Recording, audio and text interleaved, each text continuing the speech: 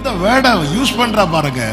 சாத்தான் எதை மனசுல வச்சு டெம்ப்ட் பண்றானோ, இத்தனை சோதனையை கொண்டு வரானோ, சரி அதே வேர்டு. ஒரு காரியம் தெளிவாய் தெரிகிறது, ஒருவனை தூஷிக்க வைக்க, வாயில வார்த்தைகளை விட வைக்க, கூட இருக்கிறவங்களை கூட சாத்தான் கையில் எடுக்கிறான். மல்கியா 3வது அதிகாரம் 13, 14, 15 வசனங்களிலே கர்த்தர் சொல்லுகிறார், நீங்கள் எனக்கு விரோதமாய் பேசின பேச்சுகள் கடினமா இருக்கிறது, கடினமா இருக்குது.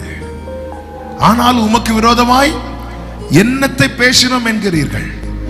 14வது வசனம், தேவனை சேவிப்பது விருதா. இதே வார்த்தையை தானங்க ஆசாப் சொல்லுவார், நான் விருதாவா என் கைகளை கழுவி நான் சுத்திகரிக்கிறேன், ஆனாலும் காலை தோறும் தண்டிக்கப்படுறேன்.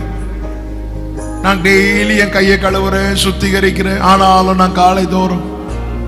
இந்த பேச்சு கர்த்தருக்கு கடினமா இருக்குதான். தேவன்